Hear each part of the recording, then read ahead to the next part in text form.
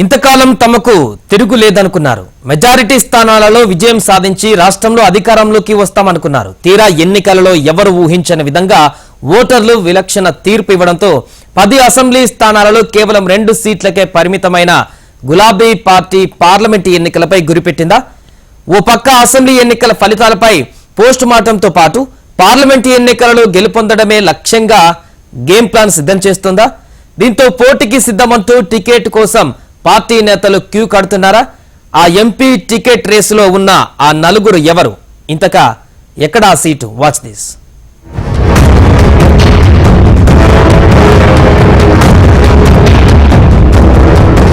Assembly ఎన్నికల్లో పరాభవం మూటగట్టుకున్న BRS party parliament ఎన్నికలపై దృష్టి సారించినట్లు తెలుస్తోంది. మొన్నటి ఎన్నికల ఓటమికి పార్లమెంటు ఎన్నికల్లో గెలుపే సమాధానం కావాలని వ్యూహం రచిస్తున్నట్లు ప్రచారం జరుగుతోంది.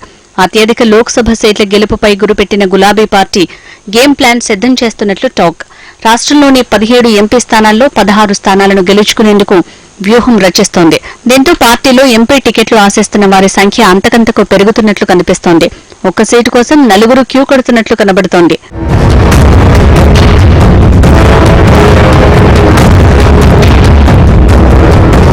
అలాంటి ఓ స్థానమే ఆదిలాబాద్ జిల్లా కాగా, దశాబ్ద కాలం కంచుకోటగా ఉన్న ఆదిలాబాద్ లో మళ్లీ పార్టీకి పూర్వ వైభవం తీసుకొచ్చేందుకు నేతలు సిద్దమవుతున్నారు.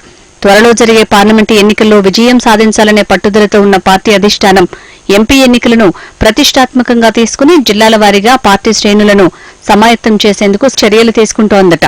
ఇందులో భాగంగా తెలంగాణ భవన్లో జనవరి 3వ తేదీ నుంచి ఆదిలాబాద్ క్యాడర్ సమావేశంతోనే గులాబీ పార్టీ శ్రీకారం చుట్టనుందని టాక్.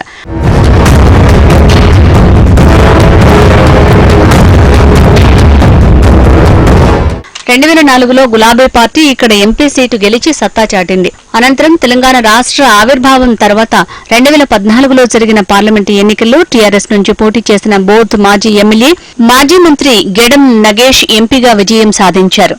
అనంతరం 2019 పార్లమెంటు ఎన్నికల్లో గులాబీ పార్టీ నుంచి పోటీ చేసిన నగేష్ బీజేపీ అభ్యర్థి సోయం బాపురావు చేతిలో ఓటమి చెందారు.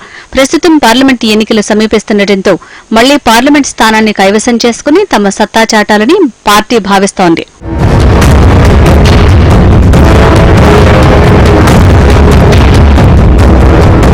గులాబీ పార్టీ నుంచి ఆదిలాబాద్ పార్లమెంటు టికెట్ను నలుగురు ఆశిస్తున్నట్లు టాక్. ఇందులో ప్రధానంగా బోధ్ నియోజకవర్గానికి చెందిన మాజీ మంత్రి, మాజీ ఎంపీ గెడం నగేష్ ఖచ్చితంగా పోటీ చేస్తానని ప్రకటించి ఇప్పటికీ గత 3 రోజులుగా బోధ్ నియోజకవర్గంలో క్యాడర్తో సమావేశాలు నిర్వహించారు. అసెంబ్లీ ఎన్నికల సమయంలో ఆసిఫాబాద్ సిట్టింగ్ ఎమ్మెల్యే ఆత్రం సక్కుకి టికెట్ ఇవ్వకుండా ఆయనకు నచ్చజెప్పి గులాబీ పార్టీ నుంచి ఎంపీ టికెట్ ఇస్తామని అధిష్టానం అప్పట్లోనే ప్రకటించింది. అదేవిధంగా ఆదిలాబాద్ జిల్లా పరిషత్ చైర్మన్ రాథోడ్ జనార్దన్ సైతం పోటీకి సిద్ధంగా ఉన్నట్లు ప్రకటిస్తుండగా, బీఆర్ఎస్ వర్కింగ్ ప్రెసిడెంట్ కేటీఆర్ కు సన్నిహితుడు, ఖానాపూర్ నుంచి ఎమ్మెల్యేగా పోటీ చేసి ఓటమి చెందిన ప్రవాస భారతీయుడు బూకియా జాన్సన్ నాయక్ కూడా పోటీకి సిద్ధంగా ఉన్నట్లు ప్రచారం సాగుతోంది. ఇప్పటికే పార్టీ టికెట్ కోసం నలుగురు పోటీ పడుతుండగా, తెరచాటున మరో 2 నేతలు ప్రయత్నాలు సాగిస్తున్నట్లు ప్రచారం సాగుతోంది.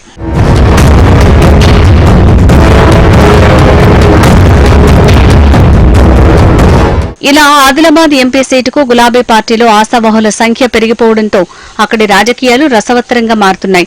ఆదిలాబాద్ ఉమ్మడి జిల్లా పరిధిలో మొత్తం 10 అసెంబ్లీ స్థానాలు ఉండగా, ఆదిలాబాద్ పార్లమెంటు పరిధిలో 7 అసెంబ్లీ స్థానాలు వస్తాయి. ఇందులో ఆదిలాబాద్, బోధ్, నిర్మల్, ముథోల్, ఖానాపూర్, ఆసిఫాబాద్, సిర్పూర్ నియోజకవర్గాలు కాగా, అసెంబ్లీ ఎన్నికల్లో 10 స్థానాల్లో 4 కాంగ్రెస్, 4 బీజేపీ, 2 బీఆర్ఎస్ పార్టీలు గెలుపొందాయి.